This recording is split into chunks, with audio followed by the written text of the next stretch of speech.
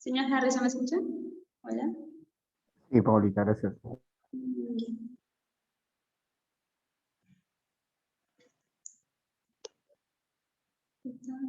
Sí.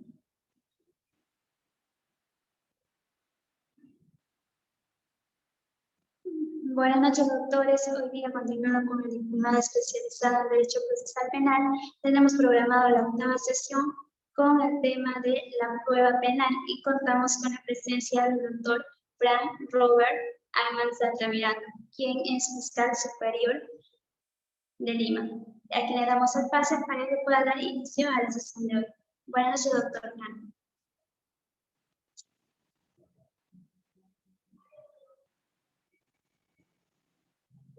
Doctor Frank. Doctor, ¿me escucha? Hola.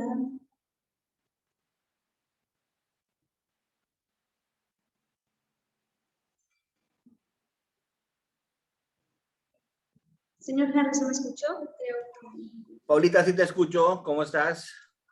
Buenas noches, doctor. Hola. Sí te escucho, sí te escucho. Dame unos minutos. Ay, ay, ay.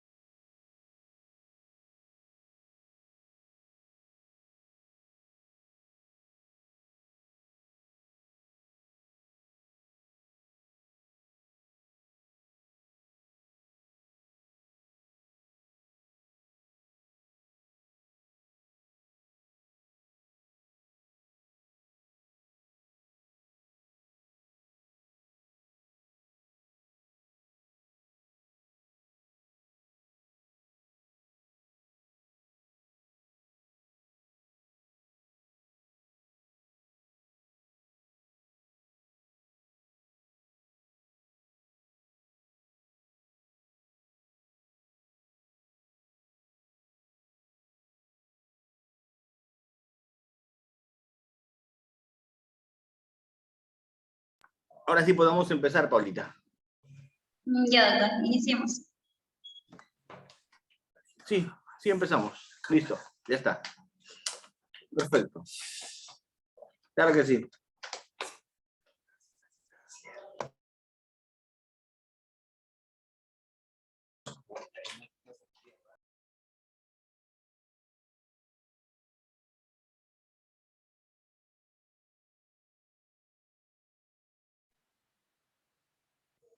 Doctor, ya inicié. Estoy esperando que me den la orden del audio y el video. ¿Todo está bien? ¿Se escucha bien? ¿Sí? Sí, doctor, se escucha perfectamente.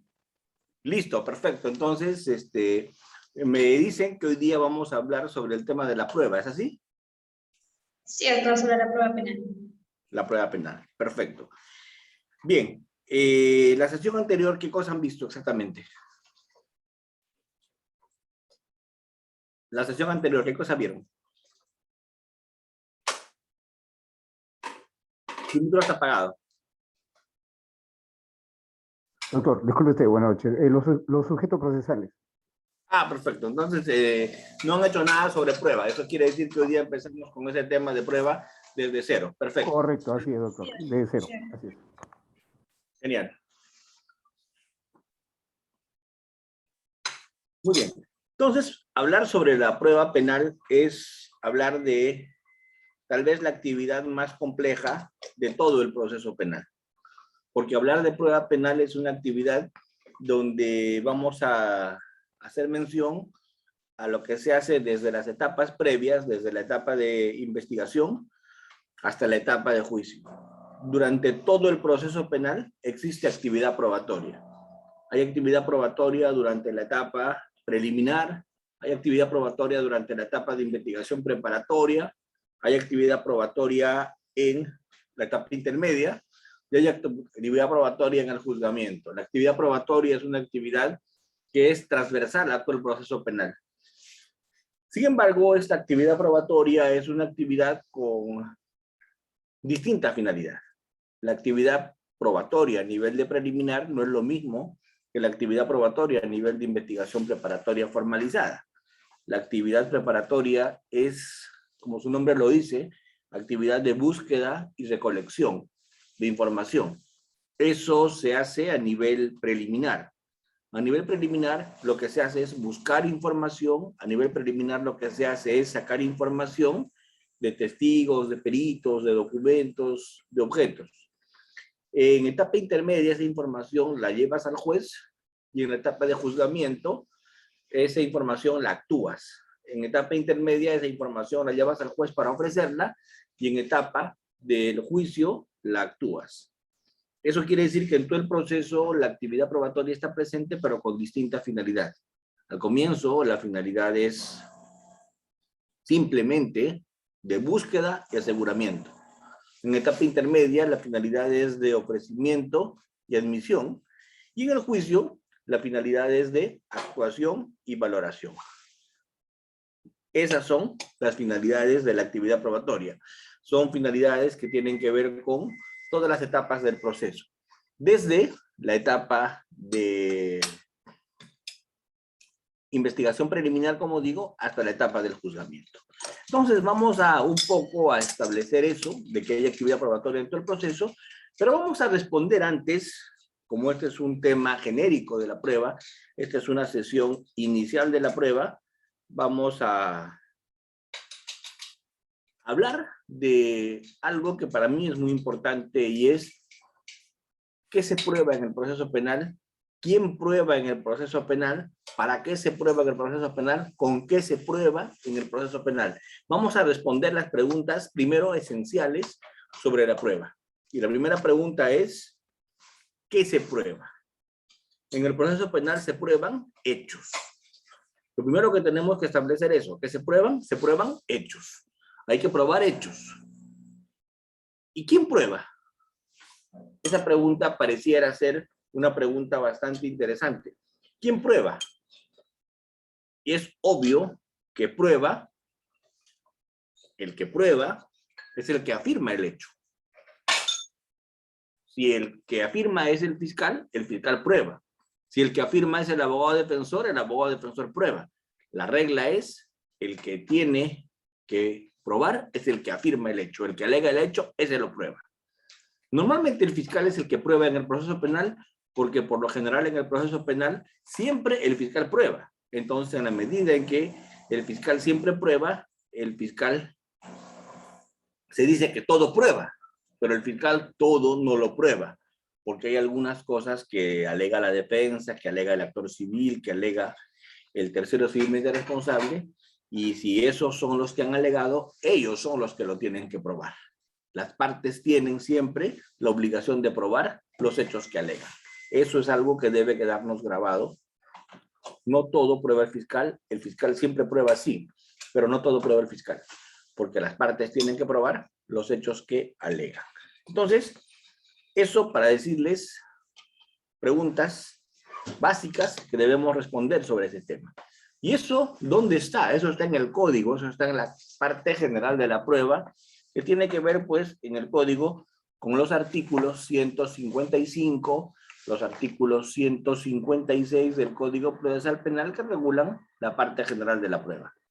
El artículo 155, el artículo 156, el 157 del Código regulan la parte general de la prueba.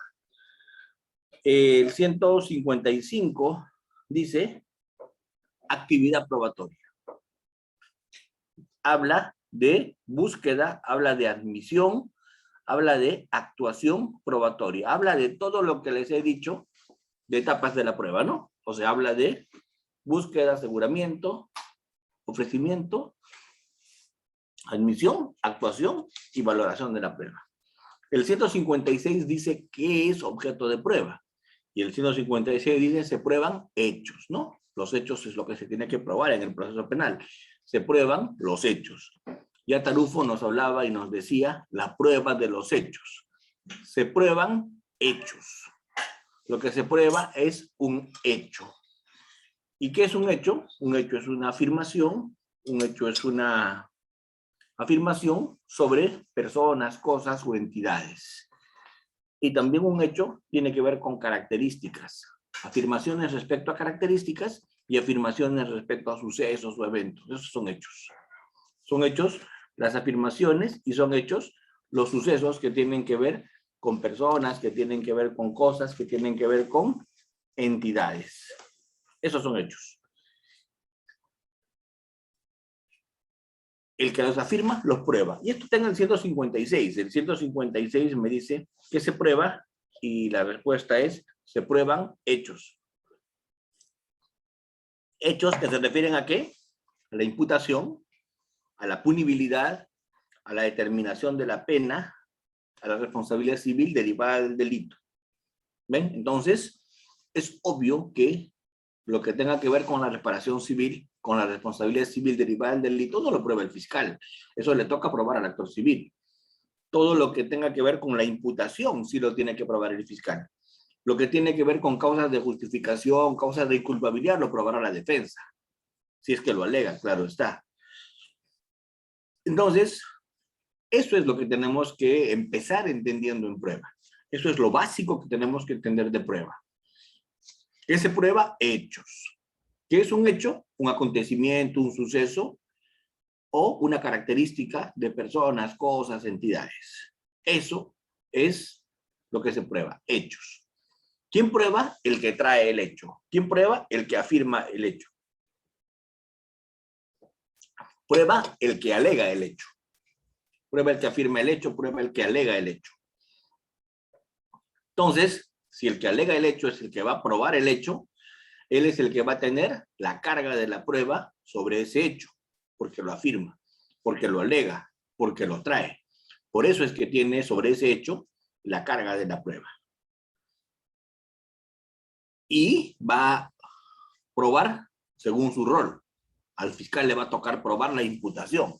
Al abogado defensor le va a probar la ausencia de elementos del tipo penal o la ausencia de elementos de reproche, ¿cierto?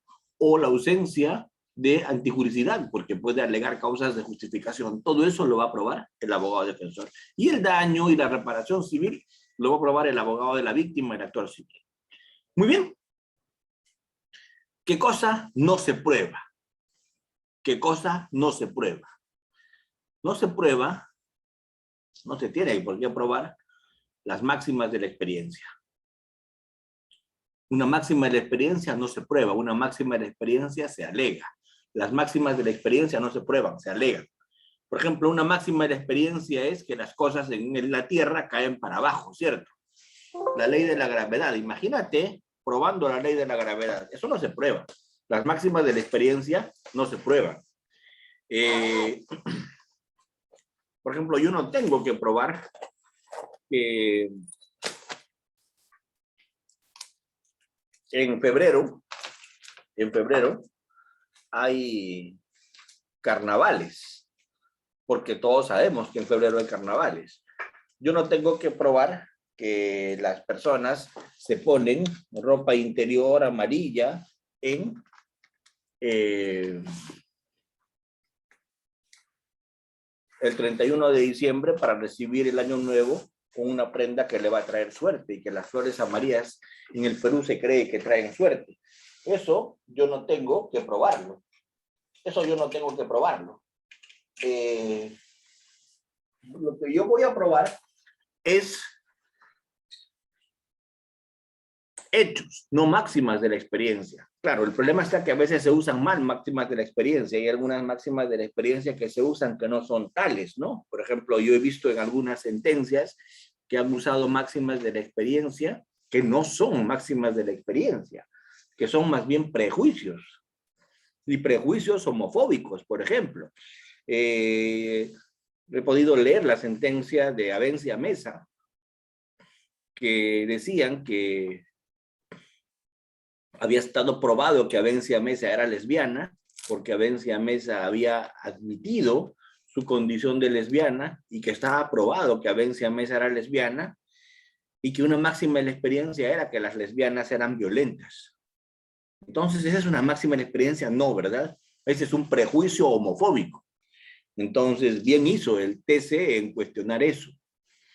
De otro lado, por ejemplo, en Ayacucho, en el tema de Arlet Contreras, ¿cierto? O en el tema de Ica, sin ir lejos, con el tema de esta señorita que se puso una ropa interior roja, y porque se puso una ropa interior roja con encaje, la judicatura que juzgó el caso dijo que ella había usado esa prenda porque quería tener relaciones sexuales, que las máximas de la experiencia decían que si una persona se pone una ropa interior roja con encaje, es que tiene intención de tener sexo. Y eso pues no es una máxima de la experiencia, eso es un prejuicio, en este caso machista, ¿no? O sea, que una mujer no puede ponerse pues una ropa interior roja con encaje porque está buscando tener sexo. Eso es algo absolutamente repudiable afirmarlo, ¿sí? Entonces, máximas de la experiencia es una cosa y prejuicios es otra cosa. A veces se confunde máxima de la experiencia con prejuicios, pero no debería pasar. No deberían confundirse máxima de la experiencia con prejuicios. Entonces, no se prueban las máximas de la experiencia. Simplemente se menciona.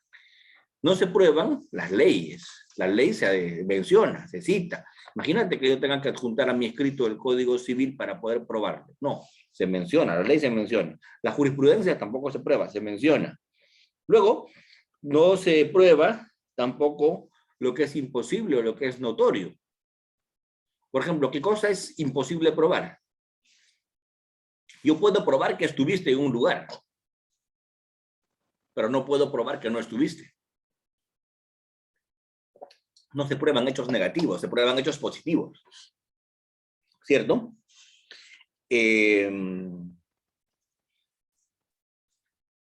Entonces, eso es el objeto de prueba. Eso se prueba en el proceso penal. Hechos que tienen que ver con todo lo que hemos comentado. Se prueban hechos que tienen que ver con determinación de la pena, se prueban hechos que tienen que ver con imputabilidad, hechos que tienen que ver con responsabilidad civil, hechos que tienen que ver con el daño, hechos que tienen que ver con todo lo que menciona el artículo 156 cuando habla de objeto de prueba. Eso se prueba. ¿Quién prueba? El que alega el hecho. El fiscal prueba la imputación, el actor civil, la reparación civil, la defensa, la no existencia de tipicidad, de antijudicialidad y culpabilidad. Eso lo tendrá que probar la defensa. ¿Para qué se prueba? La pregunta es ¿para qué se prueba? Y la respuesta es se prueba para causar en el juez convicción. Se prueba para generar en el juez convicción más allá de toda duda razonable. Se prueba para eso, para generar en el juez convicción. Se prueba para que el juez se convenza, para que el juez crea en algo más allá de toda duda razonable. Para eso se prueba, para generar en el juez convicción más allá de toda duda razonable. Para eso se prueba. Ejemplo. El juez en el Perú tiene que motivar su decisión. Y su decisión no es como un sistema de jurados. Su decisión no es como un modelo adversarial. En el Perú, lo que se hace es motivar la decisión. Entonces, cuando el juez dice que un hecho está probado, no opera su íntima convicción. Cuando un juez dice que un hecho está probado, no opera su íntima convicción. El juez tiene que motivar. El juez tiene que decir qué hecho, por qué, a qué se debió su afirmación de que ese hecho estaba probado. ¿Por qué? Esa es la única forma de probar. Hacer una motivación. En el Perú el juez tiene que motivar. Entonces, ¿para qué se prueba?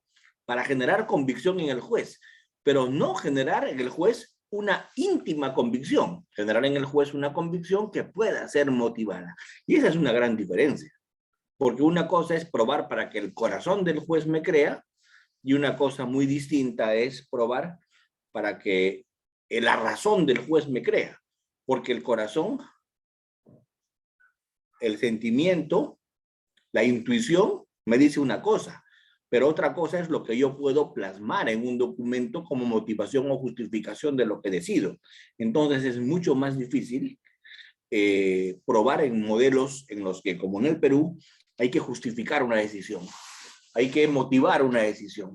Probar en modelos en el que una decisión se justifica, probar en modelos en los que una decisión se motiva, probar en modelos donde una decisión se tiene que expresar con mucha claridad, es harto complicado, es harto complejo, no es tan sencillo para nada.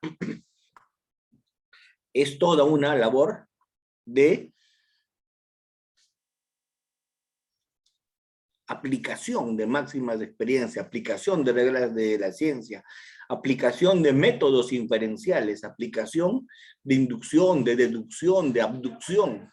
La prueba solamente se logra a través de ese tipo de situaciones. Muy bien. Sin embargo, hay algunas cosas que no se prueban. ¿Y qué cosa no se prueba? No se prueban las convenciones probatorias, porque las convenciones probatorias son acuerdos a los que arriban las partes donde dan por probados ciertos hechos. En convenciones probatorias, las partes acuerdan que ciertos hechos se van a tener como probados. Las convenciones probatorias implican que algunos hechos se tienen como probados. ¿De acuerdo? Esa es una convención probatoria. En Colombia y en otros países le llaman estipulaciones. Nosotros le llamamos convención probatoria. ¿Qué es? Es un acuerdo probatorio que ya no necesita ser probado, porque las partes, la Fiscalía y la Defensa, se pusieron de acuerdo en que ese hecho va a quedar como probado. ¿De acuerdo? Y ya nadie se gasta probando eso. Entonces creo que ya hemos hablado hasta este momento de algunos aspectos interesantes sobre la prueba. Ya hemos dicho, primero, que hay actividad probatoria en todo el proceso penal. Hay actividad probatoria desde la preliminar hasta el juicio. Hay actividad probatoria en todo el proceso penal. Eso ha quedado zanjado. 2, ya hemos dicho que la actividad probatoria se da en todo el proceso penal, pero es distinta. Es distinta la actividad en investigación, es distinta la actividad en etapa intermedia, es distinta la actividad en el juicio. En investigación es de búsqueda y aseguramiento, en etapa intermedia es de ofrecimiento y admisión, y en el juicio es de actuación y valoración. Son distintas las finalidades de la prueba en la etapa en la que la miremos. Pero en todo el proceso hay actividad probatoria. Muy bien, eso por un lado. 2, les dije, hay algunos conceptos básicos en prueba que tenemos que entender, como por ejemplo, objeto de prueba. Esto es qué se prueba. Y es obvio que se prueban hechos. Cuando hablamos de objeto de prueba, el objeto de prueba nos dice, nos enseña que se prueban hechos. Que tienen que ver con imputación, que tienen que ver con responsabilidad civil, que tienen que ver con vinculación. Les dije también que el que prueba es el que trae el hecho. Les dije que hay algunos hechos que no se prueban. Por ejemplo, los hechos notorios no se prueban. No se prueba lo imposible. No se prueba la ley. No se prueba la máxima de la experiencia. Eso no se prueba. ¿Quién prueba? El que trae el hecho. Salvo que estemos en figuras, y esto lo estoy complementando recién porque lo había omitido decir, salvo en supuestos, por ejemplo, el supuesto que todos conocemos, que tiene que ver con el supuesto de la extinción de dominio, el lavado de activos, situaciones de esas donde se habla de la solidaridad probatoria, la carga dinámica de la prueba. Y cuando hablamos de la solidaridad probatoria, la carga dinámica de la prueba, más bien allí el que prueba es el que está en mejores condiciones de probar. Cuando hablamos de carga dinámica de la prueba, cuando hablamos de solidaridad probatoria, el que prueba va a ser siempre el que está en mejores condiciones de probar. Va a ser el que está en mejores posibilidades de probar. Eso es a lo que se conoce como carga dinámica de la prueba o principio de solidaridad probatoria. Prueba el que está en mejores condiciones. Prueba el que está en mejores posibilidades de probar. Solidaridad probatoria o carga dinámica de la prueba. Muy bien.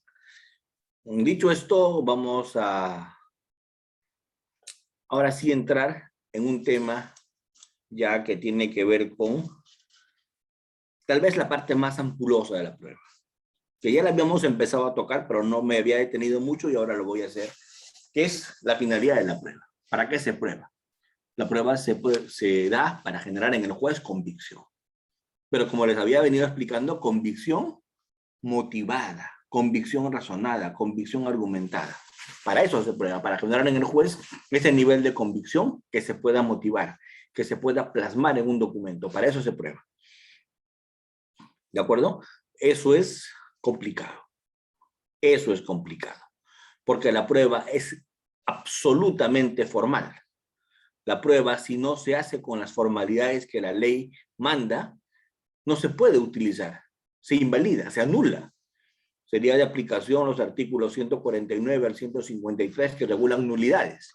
¿Por qué? Porque la prueba es absolutamente formal y si no se cumplen con esas formalidades, la prueba es nula. Estamos hablando de situaciones como el tema de la ausencia de los requisitos de validez de los actos investigativos. Por ejemplo, imagínense una ronda de reconocimiento que se realice sin que estén en una rueda personas de similares características que el que va a ser reconocido. Imagínense que se haga una ronda de reconocimiento, y a veces pasa, a veces se hacen rondas de reconocimiento, en las cuales, una ronda de reconocimiento, en las cuales a la persona, el que lo va a reconocer, no lo ha descrito previamente. ¿De acuerdo? Entonces, cuando eso ocurre, cuando a la persona que va a reconocer no le piden que describa previamente al que va a ser reconocido, tenemos ese nivel de problemas, tenemos ese nivel de situaciones que nos van a generar mucha complicación. Y lo explico. El código que dice, como formalidades del acto de reconocimiento, dice, se tiene que describir primero a la persona. Luego de describir a la persona, se tiene que ponerla a la vista de esa persona con gente de similares características. Y si no se cumple con eso, y si no se pone con gente de similares características, o si no se ha pedido descripción previa, no se cumplieron las formalidades. Y así haya un reconocimiento, ese va a ser un reconocimiento irregular, un reconocimiento ilegal, porque no se ha hecho como la ley lo manda. ¿Y qué pasa si la prueba se obtiene? ¿Qué pasa si la información se obtiene con afectación a derechos fundamentales? Si la información se obtiene con afectación a derechos fundamentales, por ejemplo, se obtiene con tortura, se obtiene con vulneración no permitida, porque hay mucha vulneración a derechos fundamentales permitida en el proceso, pero si se obtiene con vulneración no permitida, eso va a ser inutilizable. Eso no se va a poder usar, ¿cierto? Si se hace así, eso no se va a poder utilizar. Entonces, allí estamos hablando de prueba prohibida. Estamos hablando de prueba ilícita. Entonces, ¿ven? O tenemos prueba ilícita o prohibida, o tenemos prueba ilegal o irregular. ¿Por qué? En un caso, porque no se respetaron derechos fundamentales, y en otro, porque no se respetaron procedimientos legales. Entonces, el acto de hacer actividad probatoria es muy riguroso, es muy delicado, se tiene que hacer respetando derechos fundamentales, se tiene que hacer respetando garantías, respetando procedimientos. De lo contrario, se trabaja por gusto, porque lo que se obtiene, lo que se encuentra, no va a valer. Entonces, ahí les tengo que decir que eso se tiene que debatir y discutir. Cuando se ofrece una prueba, tiene que ser pertinente, conducente, útil, ¿cierto? Y se tiene que analizar todo eso. Entonces, esto es bastante formal. Entonces ya respondimos a preguntas importantes. ¿Qué se prueba? Hechos. ¿Quién prueba el que trae el hecho? ¿Para qué se prueba? Para generar convicción motivada, razonada, jurídicamente presentable y sustentable en el juez. ¿Cierto? Y acá viene la otra pregunta. ¿Con qué se prueba? ¿De dónde se saca información para probar un hecho? ¿Con qué se prueba? Obviamente se prueba pues con las fuentes de información. Estos días que yo he estado estos días que empieza mi turno, definitivamente todo lo que pase en nuestra jurisdicción es a cargo de las fiscalías de mi jurisdicción, y cuando estoy de turno toca escena del crimen, toca verificar todo eso. ¿Y para qué se va a una escena del crimen? Se va para conseguir fuentes de información. En una escena del crimen lo que hay que hacer es conseguir fuentes de información para con esas fuentes de información tratar de reconstruir qué es lo que ocurrió, ¿cierto? Obviamente, pues, ¿qué tal si encuentro un cadáver y ese cadáver tiene billetera y tiene celular y está con el reloj?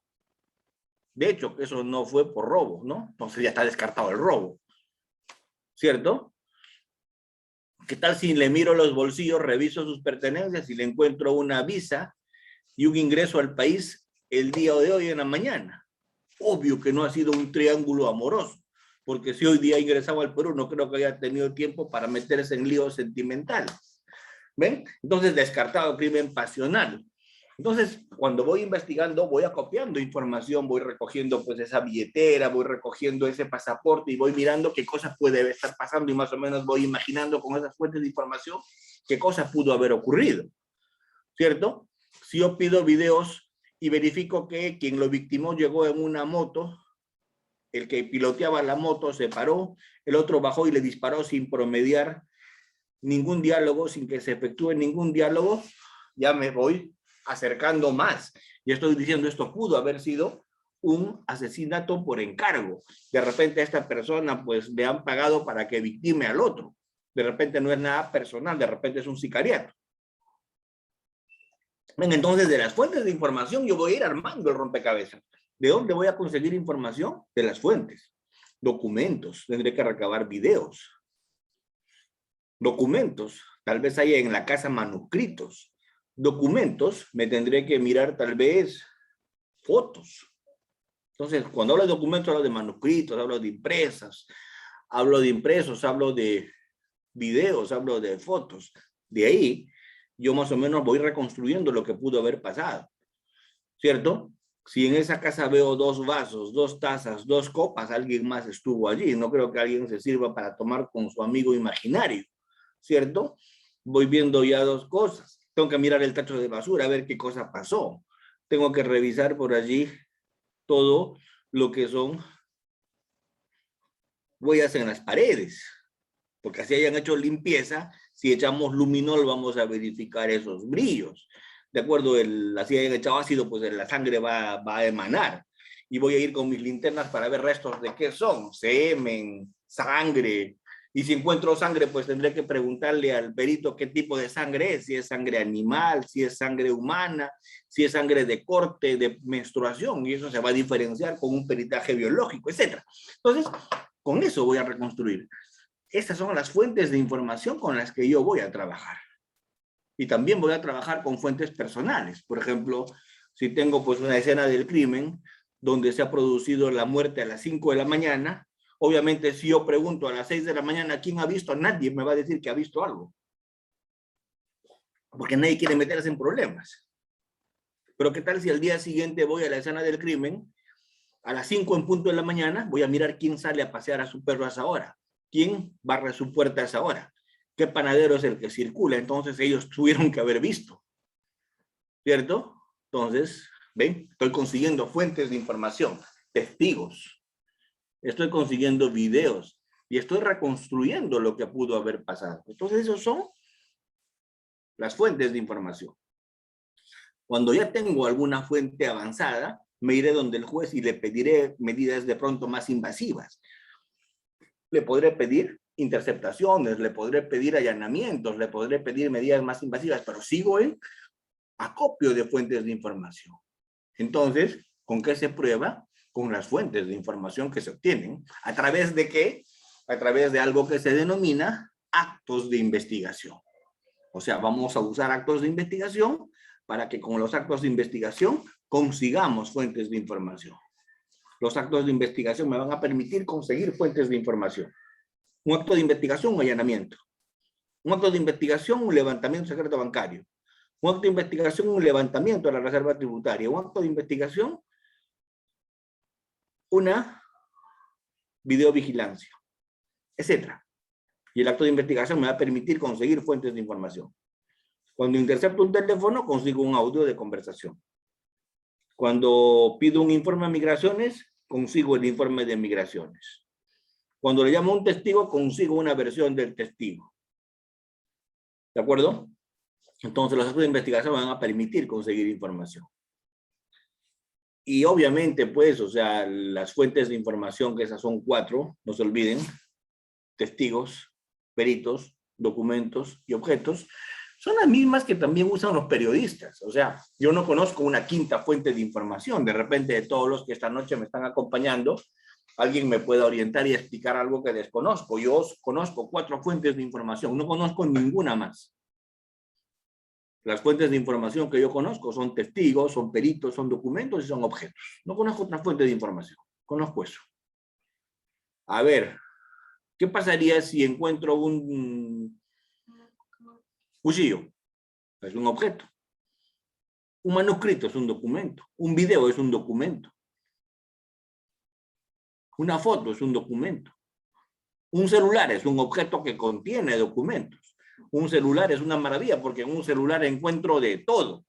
Si yo miro un celular de una persona, tengo un objeto que tiene muchos documentos dentro.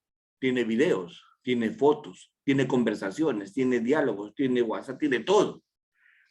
Doctor, pero ¿y si su celular está reseteado? No, no importa, un celular reseteado también sirve para recuperar información. Le aplicas un par de programitas y sabes hasta qué página de internet la persona visitó.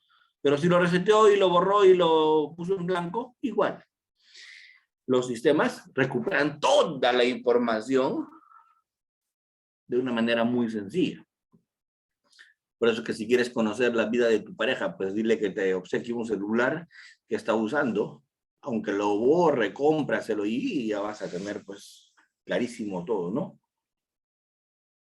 En fin, entonces esas son fuentes de información y con eso reconstruyes lo que pudo haber pasado, ¿de acuerdo? Reconstruyes lo que pudo haber pasado.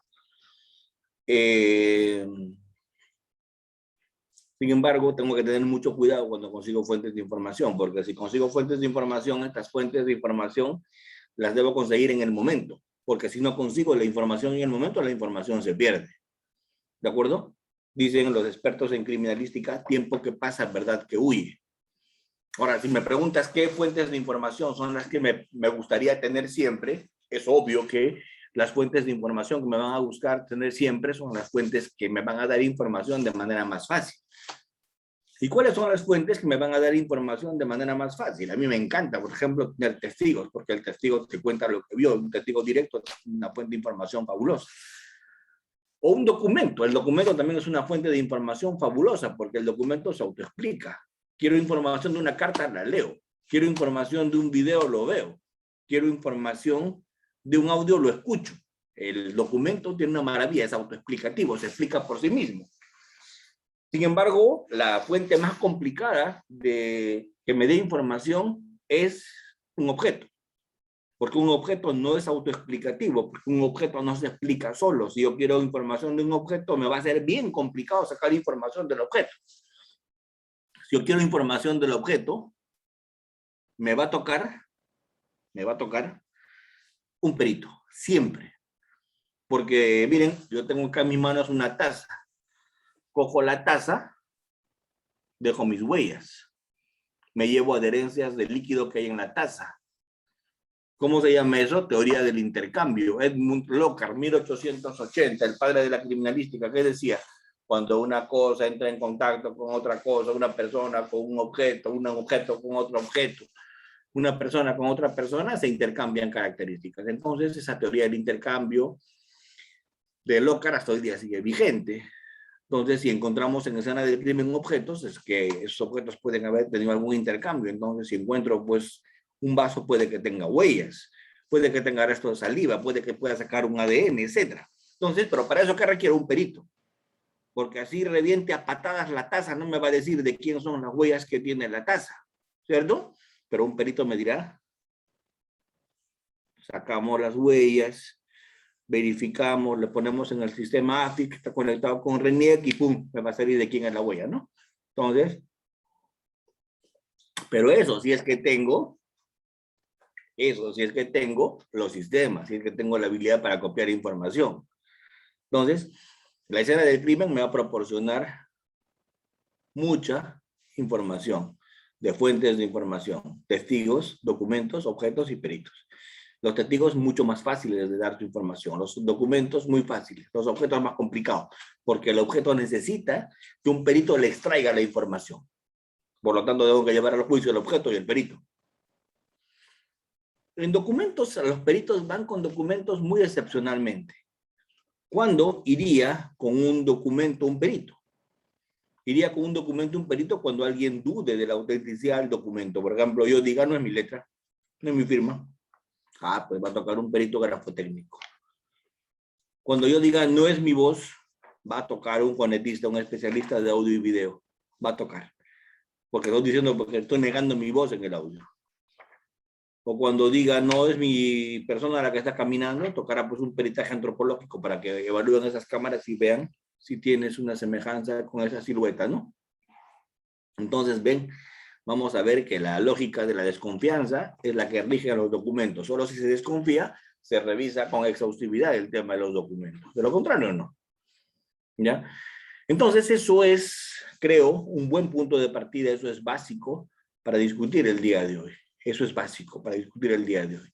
Es importante tener claro este tema de con qué se prueba. Se prueba con las fuentes de información que se consiguen haciendo actos de investigación. Se consiguen haciendo actos de investigación. Los actos de investigación tienen que estar bien pensados. La investigación es dirigida por la Fiscalía, tiene que estar bien planificada, tiene que estar bien estructurada, tiene que estar bien pensada, tiene que hacer un buen dibujo de ejecución. La investigación necesita un cerebro, un director técnico, alguien que diga por dónde se va a buscar y por dónde se va a ir. Y el fiscal es esa persona. El fiscal es el que hace eso. El fiscal es el cerebro de la investigación. Al fiscal se le tiene que ocurrir los actos de investigación para establecer un hecho. Y si no se le ocurre, el caso se cae. A veces el fiscal no puede ser autosuficiente. El fiscal no puede decir, a mí se me ocurre todo.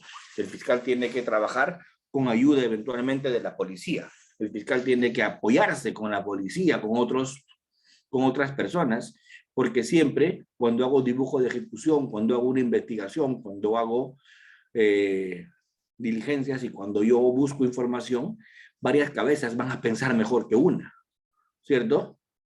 Creo que la modestia, la humildad es importante en investigación, porque el que se cree autosuficiente puede que no se le ocurran cosas que por no preguntar no las obtuvo.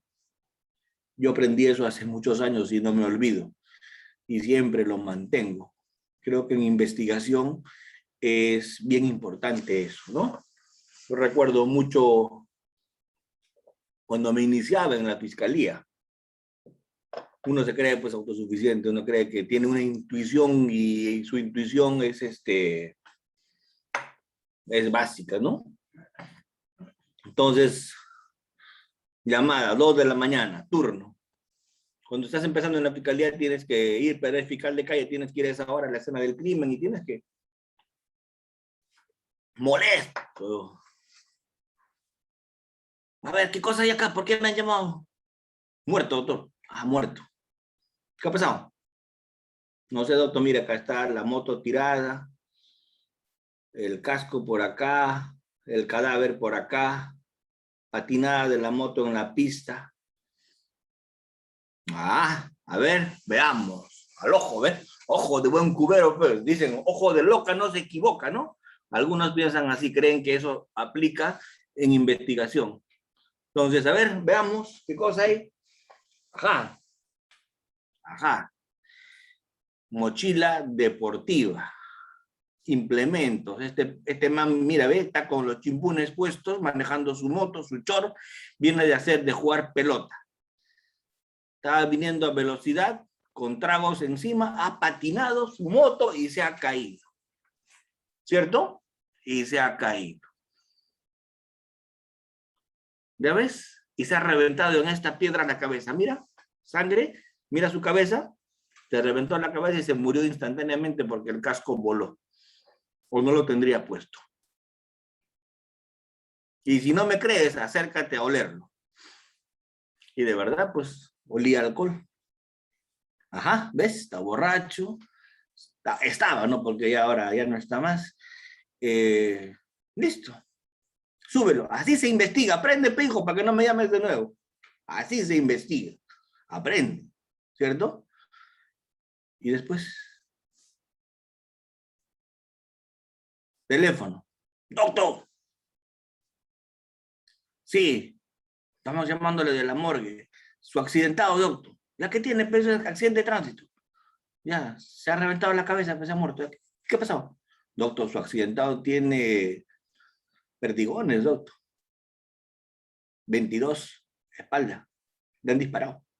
¿Qué? Pero si no tenía sangre. No, doctor, esas balas a veces no botan sangre. No jodas. Sí. Uy. ¿Y ahora?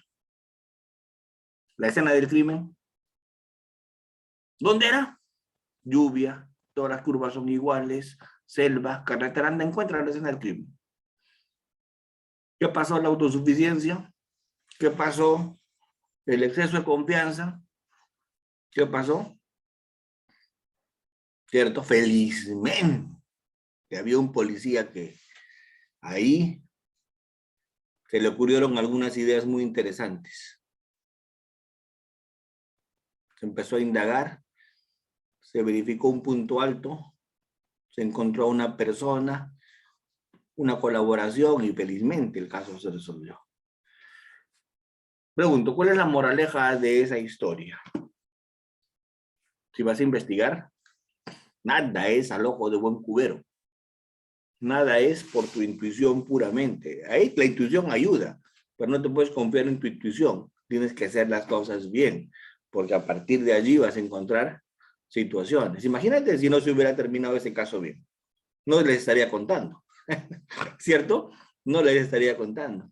Pero ven, a veces pasa, y no debería pasar. Y no debería pasar porque nada en búsqueda de información se sobreestima o se subestima. Todo en su debida medida.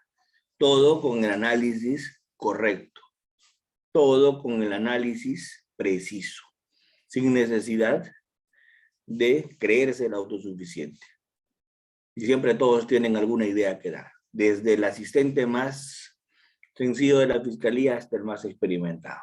Alguna idea pueden tener. Algún dato se les puede ocurrir y pueden contribuir en una investigación. Claro, eso no quiere decir que todo lo que estás investigando lo va a hacer público, ¿no? Porque la investigación es reservada. Es más, cuanto menos personas se enteren de lo que se está investigando, tanto mejor. Pero eso es un poco para explicarles la primera etapa de esto, que es la etapa de búsqueda de información, que es a nivel de preliminar, La preliminar es simplemente para eso, para decidir si se investiga o no formalmente una persona, para decidir si existe una causa probable, para decidir si existe una causa que amerite investigarse, si hay indicios de un delito y de una vinculación de una persona con un delito. Para eso es la preliminar. Y a partir de la preliminar, pues se tendrá que ver si es que se hace una investigación preparatoria. A partir de la preliminar. Y si es que se hace una preparatoria, será una investigación formal, un conocimiento del juez, ¿cierto? Que va a tener que concluir en un sobreseimiento que es cosa juzgada, que no se puede investigar formalmente 2 veces a una persona, nebis in idem, o en una acusación y nos iremos al juicio. Pero ya cuando la investigación se hace formal, ya no hay marcha atrás. Entonces, eso es importante de la preliminar. Pero tanto la preliminar como la preparatoria son acopio de información. Entonces, la primera etapa en la gestión de la prueba es la búsqueda, que se da en investigación, la búsqueda que se da en la etapa de preliminar y preparatoria. Obviamente, si yo busco y no aseguro, esa información puede que genere desconfianza. ¿Y cómo aseguro? Aseguro con cadena de custodia. Aseguro con un buen recojo en la escena del crimen. Definitivamente, pues no voy a poner algunas prendas en plástico y no voy a poner algunas cosas en papel. Tengo que diferenciar qué cosas se puede acopiar en plástico y qué cosas se puede acopiar en papel. Tengo que saber cómo se recoge la escena de los elementos de la escena para no contaminarlos. Tengo que saber hacer la cadena de custodia, los formularios bien llenados para que no haya desconfianza y no se pierda la mismidad, para que nadie me diga después, ¿y cómo sé yo que lo que es? No, para eso, cadena de custodia, por el tema de la mismidad. Es importante el tema de la cadena de custodia por el tema de la mismidad, para que, o mismicidad, como dicen mis paisanos. Entonces ahí, para ver que lo que está es, ¿cierto? De lo contrario, pues vamos a tener ahí un problema bastante serio de confianza si no hacemos cadena de custodia. Ahí están los reglamentos de la cadena de custodia con los que vamos a trabajar esta temática. Los reglamentos de la cadena de custodia son claves para hacer el aseguramiento probatorio y no generar desconfianza de la autenticidad de lo que se encuentra. Cuando yo tengo eso, Seguramente con esos elementos que haya copiado en esa búsqueda ya puedo reconstruir lo que pasó. Porque en el proceso yo voy a generar convicción al juez en el tema humanamente posible. ¿Y cuál es el tema humanamente posible? Convicción razonada. Convicción más allá de todo razonable, eso se llama certeza, ¿cierto? En el juez, hasta donde el ser humano puede llegar. No, la realidad es inalcanzable. Lo que la realidad tiene, eso nunca lo sabremos, pero la realidad es inalcanzable. La realidad nunca vamos a alcanzar. Es algo absolutamente imposible de lograr para la especie humana, ¿no? Mañana tal vez viene un extraterrestre pues, con un platillo volador y tiene 6 dimensiones, 1.000.000 de megapíxeles en sus cámaras, ¿cierto? Y tal vez pues con eso podamos acercarnos más a la realidad, ¿no? Y me haga ver que hay unos colores que mis ojos no pueden percibir como ser humano, que hay unos sonidos que no escucho, hay unas presencias que no logro ver, ¿no? Y bueno, pues pero eso pasará cuando lleguen pues esos... Pero para nosotros los seres humanos, con todas nuestras limitaciones, la realidad es inalcanzable, ¿no? Entonces, ¿hasta dónde llegamos? Hasta donde como seres humanos podemos llegar, que es a la convicción más alta o razonable, que se llama certeza. Hasta ahí llegamos como seres humanos, hasta la certeza. ¿De acuerdo? Entonces, por ahí es que tenemos que aterrizar este tema de la finalidad de la prueba. ¿Para qué se prueba? Se prueba para eso, para generar convicción. ¿Cierto? ¿Con qué se prueba? Ya les dije, con las fuentes de información, ¿cierto? ¿Y cómo es que yo voy a hacer para llevar las fuentes al proceso? A través de los medios probatorios. Los medios probatorios no van a ser sino herramientas, instrumentos para que esas fuentes los lleve al juicio, ¿no? Y los ofrezca en etapa intermedia primero y ya los lleve al juicio. Por ejemplo, un testigo con una declaración testimonial, un perito con un examen pericial, un documento con una organización, una exhibición y reconocimiento, son los medios probatorios que contempla el código, ¿cierto? Y a partir de allí, en el juicio se actuarán y generarán algún nivel de convicción en la persona del juez. Y obviamente todos los jueces no van a razonar igual, porque lo que a uno lo convence puede que no lo convenza a todos. ¿O sí? No creo, ¿verdad? Lo que a uno le genera convicción, de pronto no le genera convicción a todos. ¿Sí? Esto es un tema de presentación previa, unas palabras iniciales que les estoy dando, para luego adentrarnos en un estudio más profundo a pedido de Paulita, de Henry, que están mirando este tema. Vamos a seguir adentrándonos en el estudio de la prueba con mayor profundidad, luego de un breve intermedio. Entonces, les agradecería mucho si luego del pequeño intermedio que vamos a hacer, empezamos con una suerte de coloquio, empezamos con una suerte de debate, si no se puede de manera virtual, por razones de imposibilidad de la plataforma, a través del chat que ustedes tienen a bien poder usar y escribir lo que quieran escribir, que yo lo voy a leer. ¿Cierto? Listo, doctor Fran. Listo, Henry. Así que El intermedio, ¿cuántos minutos? lo suficiente como para tomar un cafecito, será unos 15 minutos, ¿no? ¿Sí? Ya. Ya, doctor, está bien. 15 minutos. ¿Listo? ¿Quedamos? ¿Ya? Gracias. Ok. Buenas. Bien. ¿Continuamos? Doctor, sí, se le escucha. Paulita, perfecto. Si hay cualquier interferencia, estoy con internet de mi celular. Estoy compartiendo desde mi celular por un tema que ha habido de las líneas, pero si hay cualquier problema, me avisas para inmediatamente conectarme nuevamente. Esperemos que no haya ningún problema. Vamos continuando. Ya, doctor. Habíamos quedado en que luego del intermedio íbamos a discutir algunos temas, algunos aspectos que ustedes iban a preguntarme de ser el caso. No sé si eso es posible o si no continuamos. Ah, ya, perfecto. Entonces, vamos a hablar en este momento de una figura que es bastante compleja, que es el tema de la prueba por indicios o la prueba indiciaria. Es un tema que yo siempre dejo para el final porque requiere algún nivel de explicación. Este tema de la prueba por indicios, también conocido como la prueba indiciaria. ¿De acuerdo? ¿En qué consiste este tema de la prueba por indicios o la prueba indiciaria? A ver.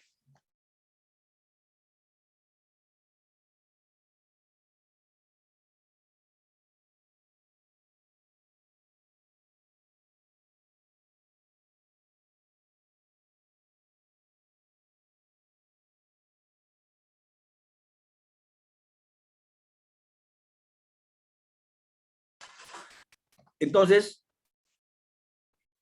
vamos a hablar de la prueba por indicios o la prueba indiciaria. ¿Qué vamos a conversar sobre este tema de la prueba por indicios o la prueba indiciaria? De este tema, lo primero que les voy a decir es que esto está regulado en el artículo 158 del Código Procesal Penal. El artículo 158 regula la prueba por indicios a través de la valoración de la prueba, que es el tema que nos había faltado discutir sobre prueba. Habíamos hablado de actividad probatoria, habíamos hablado de objeto de prueba, habíamos hablado de medios de prueba, pero no habíamos hablado de la valoración probatoria, que era algo que teníamos que discutir según el 158 del Código Procesal Penal. Y el 158 te habla de la valoración probatoria. Y cuando el 158 te habla de la valoración probatoria, te dice que para valorar la prueba se tiene que hablar y verificar la lógica, la ciencia, las máximas de la experiencia, y se van a tener que analizar los resultados obtenidos y los criterios adoptados. ¿Pero cómo así? Motivar, pues a eso se refiere. Cuando se usan máximas de la experiencia, reglas de la ciencia, se tienen que exponer los resultados obtenidos y los criterios adoptados. Eso es motivar.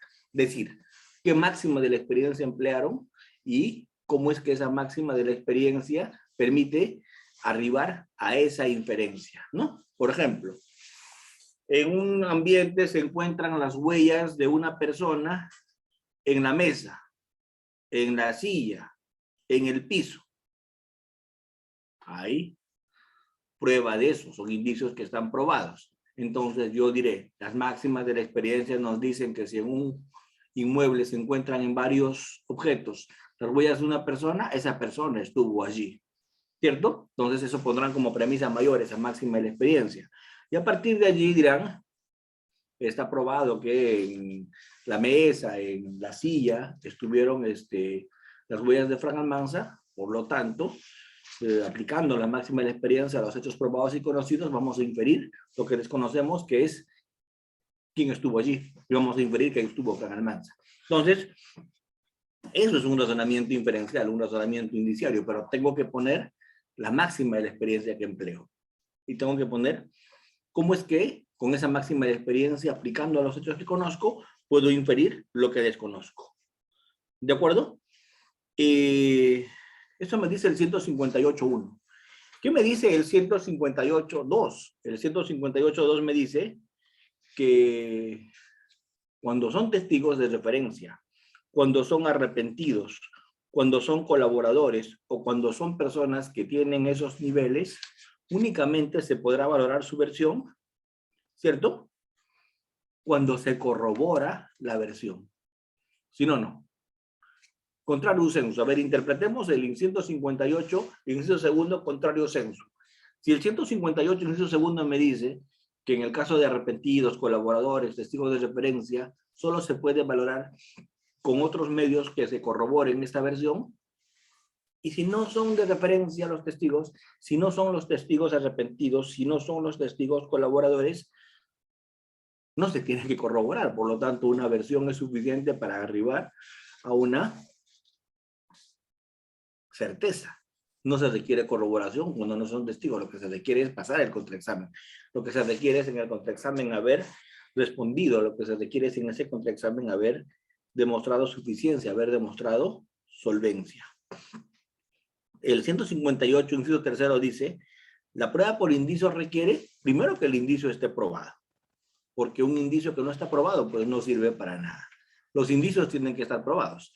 Si yo voy a inferir que Frank Almanza estuvo en un ambiente, porque sus huellas de Frank Almanza estuvieron en esos objetos encontrados en el ambiente, en esos hechos que estoy diciendo que las huellas de Frank Almanza están en los objetos, tendrán que estar corroborados pues con los peritajes dactiloscópicos correspondientes que digan que las huellas son de Frank Almanza, ¿no? Entonces, esos indicios que son en objetos sin control, las huellas de Frank Almanza, tienen que estar probados con los correspondientes peritajes. ¿De acuerdo? Entonces, la prueba por indicios requiere primero que el indicio esté probado. 2, que cuando se haga inferencias, tenemos que usar las reglas de la lógica. Ahí estamos hablando, pues, del tercio excluido, de la identidad, de la contradicción, todas las reglas de la lógica que ustedes conocen bien. Las reglas de la ciencia o la experiencia. Y la C es lo más bonito. ¿Qué me dice la C? La C me dice, cuando se trate de indicios contingentes, o sea, plurales, estos tienen que ser concordantes, convergentes, y que no se presenten contra indicios consistentes. Esto es, plurales, varios objetos con las huellas de Frank Almanza. Convergentes, todos apuntan en una misma dirección, todos convergen en una misma dirección, que Frank Almanza estuvo allí, ¿cierto?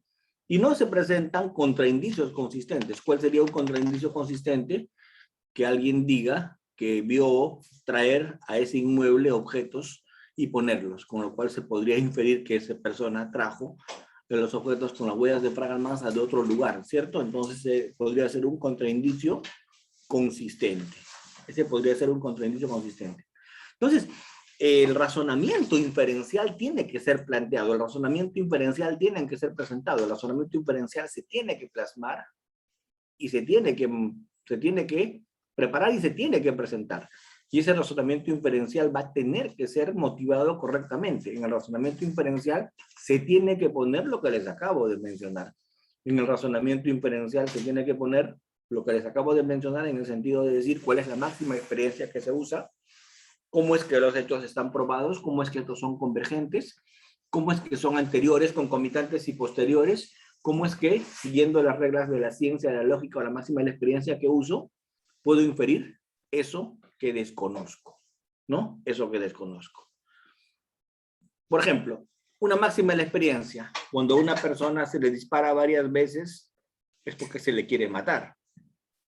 Si está probado que le dispararon a la persona varias veces, es obvio que lo que la persona procuró al dispararle es que muera. Entonces ahí debo yo hacer una inferencia, pero sobre la base de lo que les acabo de mencionar. Ahí debo hacer una inferencia sobre la base de esa máxima de la experiencia, que es cuando se le dispara varias veces a una persona, es porque se le quiere victimar. ¿De acuerdo? Entonces, ahí tengo que usar bien las máximas de la experiencia. El 159, ¿de qué me habla? El 159 me habla de que no se puede utilizar ni directa ni indirectamente fuentes o medios de prueba que se han obtenido con vulneración del contenido esencial de los derechos fundamentales de una persona. El 159 me habla de que no se puede, bajo ningún concepto, usar, ¿cierto?, lo que se ha obtenido con vulneración al contenido esencial de los derechos de una persona. Y acá viene toda una discusión sobre el tema de la prueba prohibida, sobre el tema de la prueba ilícita, sobre el tema de la prueba irregular, que no es tal vez el momento para discutir en esta ocasión. Pero sí es importante que analicemos algunas presentaciones. Yo voy a compartir mi pantalla en este momento para poderles presentar algunas situaciones que tal vez les pueda servir sobre el tema de la prueba. Solamente me hacen saber que mi pantalla ya la están visualizando y podemos continuar con este tema.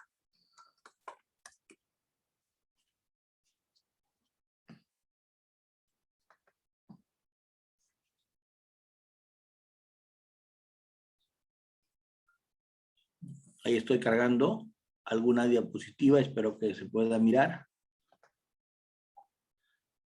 Muy bien.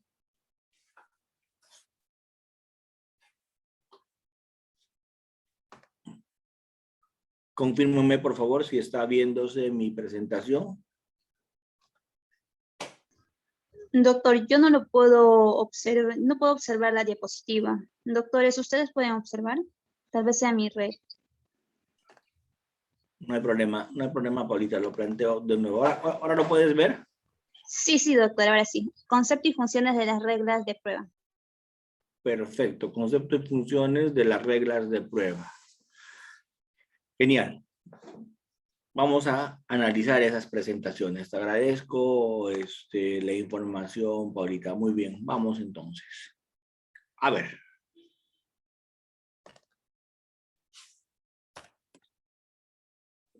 ¿Qué son las reglas de prueba? Para que quede un poco marcado lo que hemos conversado hoy día. Las reglas de prueba van a ser un conjunto de normas que en el Código Procesal Penal van a regular todas las etapas de la prueba. La preparación, el descubrimiento, el ofrecimiento, la admisibilidad, el rechazo, la exclusión, la práctica, la contradicción y la valoración de la prueba. Todo lo que hemos visto que se hace de prueba, lo van a regular las reglas de prueba. ¿Cierto? Muy bien. ¿Y para qué existen esas reglas de prueba? Existen para que se asegure la legalidad, la pertinencia, la conducencia y la confiabilidad de la prueba. Para que todos estos hechos lleguen a conocimiento del juez y se pueda definir la responsabilidad del procesado, entre otros aspectos que se tienen que definir en el proceso penal. ¿Qué pasaría si no habrían reglas de prueba? ¿Qué pasaría si no existirían las normas que hemos analizado el día de hoy? ¿Qué pasaría si no podríamos recorrer de la parte general de la prueba, que es el artículo 155 al 159, que es la parte general de la prueba, la parte ya más especial de la prueba, que es los medios probatorios, como confesión, testimonio, ¿cierto? Como los que están hasta desde el artículo 150 y 160 hasta los artículos que regulan documentos, pruebas especiales, pesquisas, hasta, wow, nos vamos verificando todo eso hasta antes de medidas de coerción.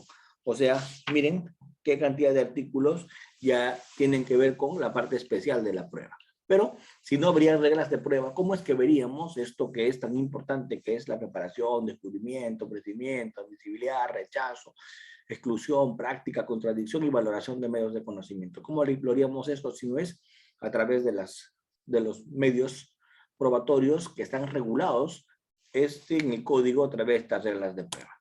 Muy bien. ¿Para qué sirven las reglas de prueba? Para garantizar la confiabilidad de la prueba, que la prueba sea confiable. Para poder excluir lo que no tiene valor probatorio o lo que se ha obtenido afectando garantías procesales. Para que se proteja los derechos de las partes, del actor civil, del tercero civil, pero sobre todo del acusado.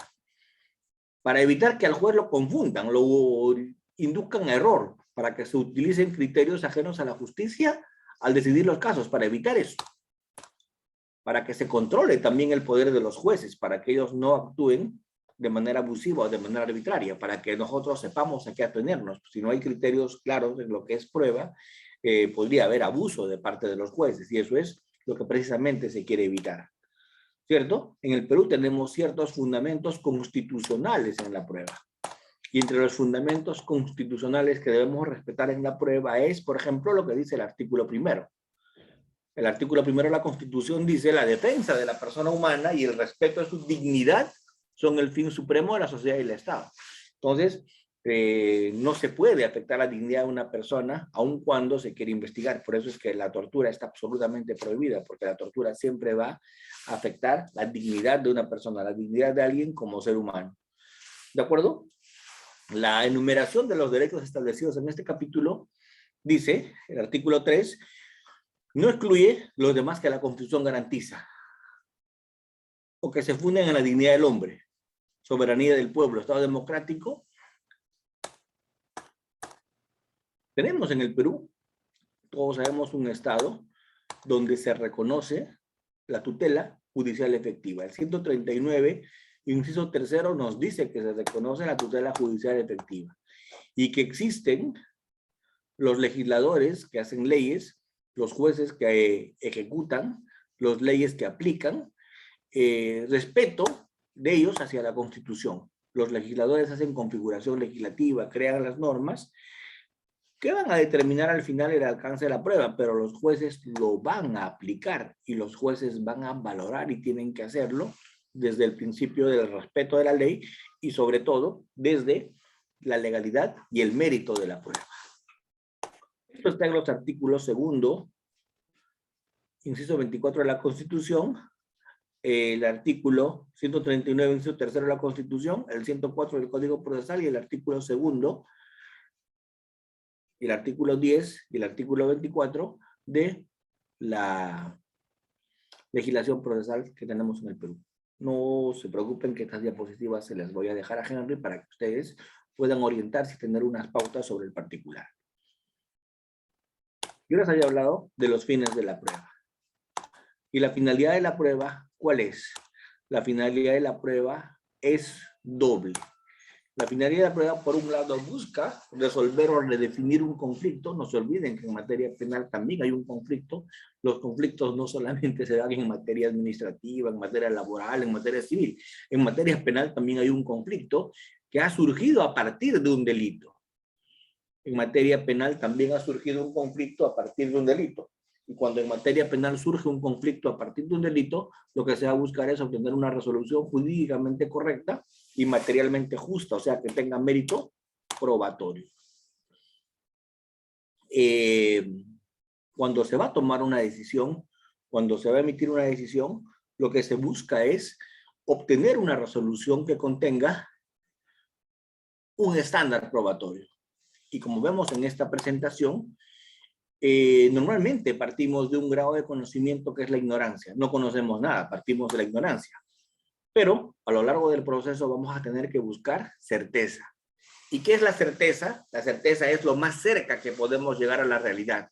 La certeza es lo más cerca que podemos llegar a la realidad. Y solo vamos a llegar a la realidad con suficiente actividad probatoria de cargo que se va a obtener y actuar con las debidas garantías procesales. Vamos a pasar de la ignorancia a la certeza con suficiente actividad probatoria de cargo que se va a actuar y se va a conseguir con garantías procesales.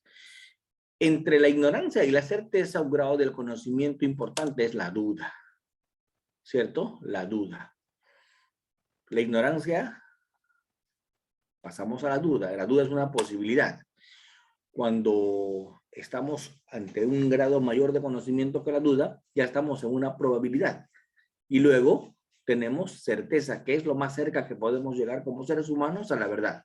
Entonces los grados de conocimiento son duda o posibilidad, probabilidad o certeza. De esa duda vamos a salir a través de una aplicación razonable, una aproximación razonable de los indicios que se encuentren, aplicando reglas de la lógica, aplicando reglas de la experiencia, sana crítica, aplicando ciencia. Vamos a salir de eso, aplicando esto. Esto rige, este cuadrito que les pongo allí, rige el tema de la valoración probatoria. Suficiente actividad probatoria de cargo que te permite aproximarte razonablemente a la verdad, ¿de acuerdo? Con aplicación de lo que hemos visto acá, que es el artículo 158 de nuestro Código Procesal. Muy bien. Los principios probatorios es algo que también es un refrito, se conversa mucho en estos cursos de capacitación, y un principio probatorio esencial, muy importante, es que todo medio de prueba únicamente va a ser valorado si ha sido obtenido en un procedimiento constitucionalmente legítimo. Esto está en el título preliminar. Esto está en el artículo 8 del título preliminar del Código. Además nos dice el 356 que cuando vas a actuar prueba, tienes que hacerlo de manera oral, de manera pública, con inmediación y contradicción. El 356 se habla de la oralidad, publicidad, inmediación y contradicción en la actuación probatoria, pero la actuación se realiza en el juicio. Solo se le puede condenar a una persona con actuaciones que se han hecho en juicio. Solo se le puede condenar a una persona con lo que se ha llevado a cabo, lo que se ha adelantado en un juicio, porque solo lo que se ha hecho en el juicio tiene inmediación, contradicción, publicidad, oralidad. Esto tiene excepciones, y las excepciones ¿cuáles son? La prueba anticipada, la prueba de referencia y la prueba preconstituida, o la prueba documental. ¿Cómo es esto? La prueba anticipada es cuando no es posible que se actúe la prueba en juicio porque existen fundadas razones de que la fuente de información no va a llegar al juicio. Por algún desastre natural no se puede hacer eso en ese momento del juicio, porque el testigo tiene que irse al extranjero, porque estaba de paso en el Perú, se le tiene que tomar su declaración antes, porque la persona sufre de un estado de enfermedad terminal y no va a poder llegar con vida de pronto al juicio. Entonces, todo eso fundamenta que se actúe anticipadamente esa prueba en etapas anteriores al de la actividad probatoria. Y eso se denomina prueba anticipada. Ante un motivo grave se puede actuar anticipadamente la prueba, conforme posibilita el artículo 242. El artículo 242 regula la prueba anticipada y dice que esto se puede hacer en preliminar, formalizada la investigación preparatoria, se puede instar una prueba anticipada, que puede ser testimonial, que puede ser examen del perito, que puede ser un careo, que pueden ser reconocimientos, que puede ser declaraciones en calidad de agraviados con el tema de cámara Gesell, ¿de acuerdo? Declaración testimonial, exámenes de peritos, todo eso se puede hacer como prueba anticipada según el 242 del Código. El 242 regula todo esto de razones por las cuales se puede anticipar la prueba. El 242 dice que se puede anticipar la prueba cuando estamos, por ejemplo, en crimen organizado. Delitos de corrupción, donde se pueda temer eso, ¿cierto? Entonces ahí se tiene que hacer esa posibilidad de hacer prueba anticipada. O el tema de la cámara Gesell, por ejemplo, ¿no? Para evitar la victimización secundaria, la revictimización de las personas que puedan haber sufrido agravio en este tipo de delitos, ¿sí? Siguiendo esta lógica, tenemos también la prueba preconstituida, que es la prueba irrepetible.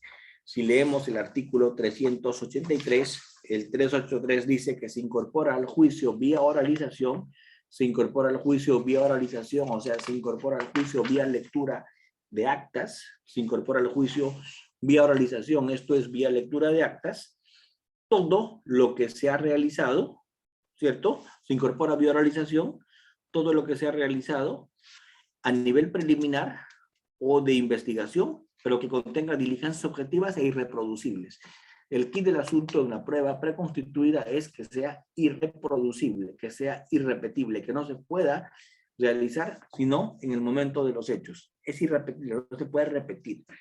Por ejemplo, el estado alcohólico que se saca una alcoholemia no se puede repetir, pues no le podemos volver a tomar en otro momento ese examen porque ya ese alcohol va a estar evaporado, ¿no? Entonces esa es la prueba preconstituida, todo ese tipo de actas. También tenemos un aspecto fundamental que es el tema, que es tal vez el elemento fundamental del nuevo modelo procesal penal.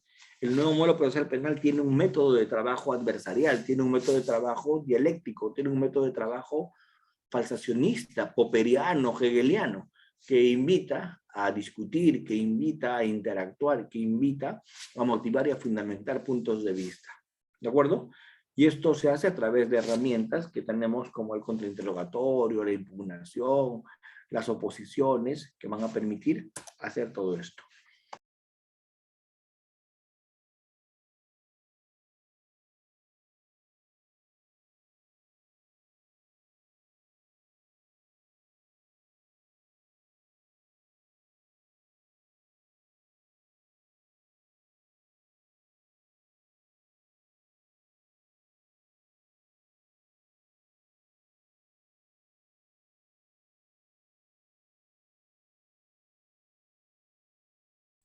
Doctor, disculpe, no se le puede escuchar. Yo.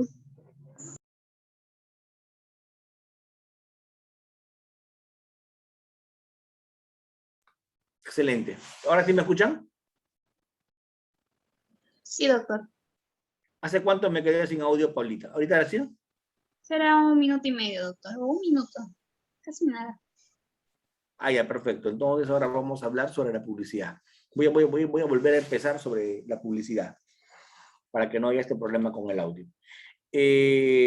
La publicidad es una garantía de que lo que se hace en una audiencia pueda ser conocido por toda la colectividad, porque la publicidad hace que se transparenten los juicios, hace que el público pueda estar presente en las audiencias, que van a ser orales, y que en tiempos de pandemia, donde no son sino audiencias que se dan a través de la vía virtual, también se puedan transparentar a través de la transmisión pública de estas audiencias vía medios de comunicación. Hay un canal incluso que tiene el Poder Judicial, que es Justicia TV, donde a veces pasan algunas audiencias para transparentar las mismas, ¿no? Para evidenciar las mismas. La herramienta de comunicación del nuevo Código Procesal Penal, todos sabemos, es la oralidad. Se trabaja de manera oral, Código dice que es un principio, se respeta. Aunque técnicamente pues no es un principio de la oralidad, es una herramienta de comunicación, ¿cierto? Técnicamente. Y habíamos hablado de este tema de la admisibilidad. Se admite lo que es legítimo, pertinente, conducente, útil. Se excluye lo que es ilegítimo, se excluye lo que se ha obtenido dentro de un procedimiento que no es constitucionalmente legítimo, ¿cierto? Y hay varias sentencias del tribunal que les estoy dejando para mirar esas exclusiones por ilegitimidad, por haber obtenido la información afectando el contenido esencial de los derechos fundamentales. Haber obtenido esta información violando, vulnerando el contenido esencial de los derechos fundamentales de una persona. N artículos del código nos dicen que eso no se puede hacer, el 159, el artículo 8 del título preliminar, etcétera, imposibilitan usar información cuando se ha obtenido afectaciones fundamentales de manera directa o de manera indirecta. No se puede usar cuando se ha afectado de manera directa o de manera indirecta el contenido esencial de los derechos fundamentales. ¿Por qué se excluye la prueba que se ha obtenido de manera ilícita? Esto se hace para disuadir, para desalentar a los persecutores de violar protecciones constitucionales del imputado. Se hace para velar por la integridad judicial. Se hace para impedir que el Estado se beneficie de sus propios actos ilícitos.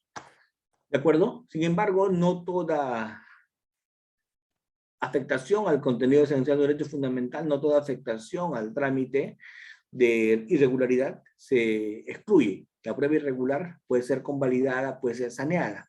La prueba ilícita puede ser eventualmente utilizada aplicando instituciones de derecho comparado, aunque no tenemos en el Perú mayormente exclusiones reguladas en el código, ni en la jurisprudencia, pero sí se pueden aplicar instituciones como el vínculo atenuado, la fuente independiente, el descubrimiento inevitable, la ponderación de intereses, que van a ser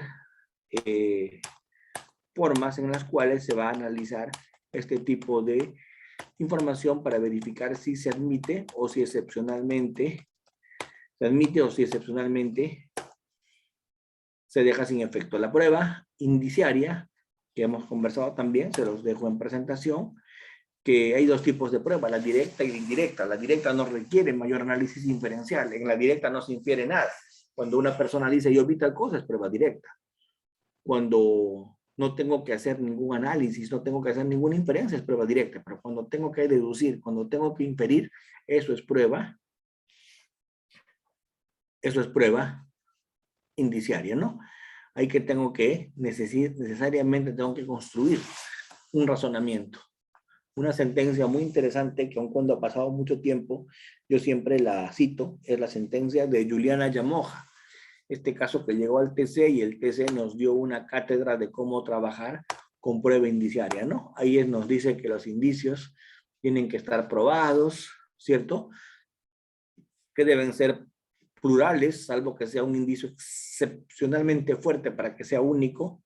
Tienen que ser concomitantes, tienen que estar interrelacionados, de modo tal que se refuercen y no se excluyan entre sí, ¿de acuerdo? Que estén inalámbricados entre sí, imbricados entre sí, que tengan en cuenta en el razonamiento inferencial la inducción o la inferencia, con un margen de razonabilidad importante, ¿de acuerdo? Se dice que los elementos de la prueba indiciaria son un hecho base, un hecho presumido o concluido, y el nexo causal, que es el que se tiene que realizar usando la lógica, ¿no? Porque la lógica nos permite hacer inferencias, nos permite hacer deducciones. Ahora se habla pues de razonamientos deductivos, de razonamientos inductivos o de razonamientos abductivos, porque también se puede trabajar con base a lo que es la abducción, ¿cierto? Tenemos que trabajar con hechos iniciales o indicios que tienen que estar probados, que tienen que ser plurales, con singular fuerza, tienen que ser concomitantes, tienen que estar interrelacionados, no tienen que debilitarse ni excluirse ni refutarse entre ellos, ¿cierto? Y se va a hacer una conclusión sobre la base de inferencias o deducciones, ¿de acuerdo? A través del uso de la ciencia para hacer este tipo de conclusiones. Enlaces directos y precisos. Bueno, he tratado de remediar un poco algún nivel de situaciones que hoy día se han podido presentar, pero para hacer, creo que la hora avanzada, ya estamos casi llegando a las 10:40 de la noche, tal vez hemos cumplido el objetivo de esta jornada. Esta ha sido una presentación muy básica, muy genérica sobre el tema de la prueba. El tema de la prueba, como ustedes saben, es amplísimo, pero hay que ir de menos a más. Hay que ir empezando primero con una aproximación, empezando primero con un acercamiento, con algún nivel de profundidad, para después arribar a situaciones mucho más concretas y mucho más concluyentes. ¿Alguna pregunta hasta acá? Doctores, sí, preguntas para el doctor Fran, por favor, hacerlas llegar en este momento. Doctor, durante el proceso penal, el término de llamar prueba o medios probatorios o medios de prueba es lo mismo, es igual, porque se ve que actualmente utilizan varios términos y no sé si en cada etapa del proceso penal tiene que ser llamado de manera diferente. Claro, lo que pasa es que esto es importante precisar, ¿no? Porque a nivel preliminar normalmente se utiliza la palabra indicios, ¿no? Cuando estamos en etapa de investigación preparatoria usamos la palabra elementos de convicción.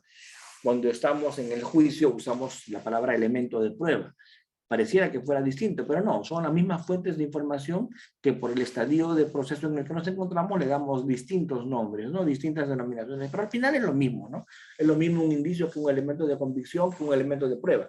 Lo que va a variar es no el contenido, lo que va a variar es los requisitos para que sea considerado como tal. A nivel de elemento de prueba, en el juicio, tiene que haber contradicción, publicidad, oralidad en su entrega de información. A nivel preliminar, cuando se trata de indicios, no hay mayores exigencias, y cuando se trata de elementos de convicción, creo que por estar en una etapa formal hemos llamado de esa manera, pero al final sigue siendo lo mismo. Los actos de investigación son los actos que van a buscar fuentes de información y los actos de prueba son los actos que se van a usar para inferir elementos probatorios, ¿no? Entonces, son temas epistemológicos, son temas hermenéuticos que se utilizan por un tema de a veces de lucimiento innecesario, pues, pero que, como yo lo veo, no requiere sino precisar que tal vez los abogados nos hemos podido complicar menos con los términos y así generar, pues, a una persona menos desazón, ¿no? Porque con tantos nombrecitos a veces la gente se marea y cree que estamos hablando de cosas muy distintas cuando al final estamos hablando de casi lo mismo, Polita. Gracias, doctor. No, excelente, gracias a ustedes. El día jueves les quiero pedir empezar también un poco más tarde por el tema de las actividades que tengo yo. Les rogaría si podríamos empezar por esta vez después de las 8. Yo no tengo problema en trabajar hasta las 10:30 aproximadamente, pero sí les rogaría que el día jueves tengamos una sesión después de las 8 por el tema de mis actividades propias en la fiscalía que hacen que no sea dueño de mi tiempo como me gustaría hacerlo, ¿no?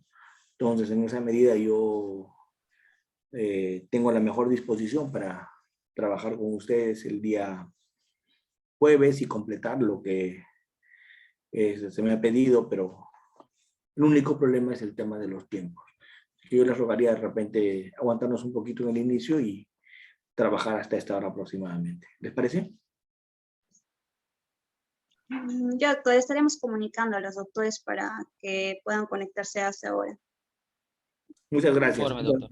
Doctor, Muchas gracias. Gracias. Gracias, Buena noche con doctores. todos. Perfecto. Sí, doctor, muchas gracias. Excelente. No se No, a preocupe. ustedes por la deferencia de entender mis tiempos, entender lo que, ¿cierto? Muchas gracias por sus comentarios, muchas gracias por su deferencia y vamos a ver. Preguntas todavía. Ya, doctor, un abrazo, Para la cuídese, próxima bendiciones. clase. Igualmente, igualmente. Cuídense, nos vemos Dios mediante el día jueves. Gracias. Muchas gracias. Que estén muy bien, cuídense.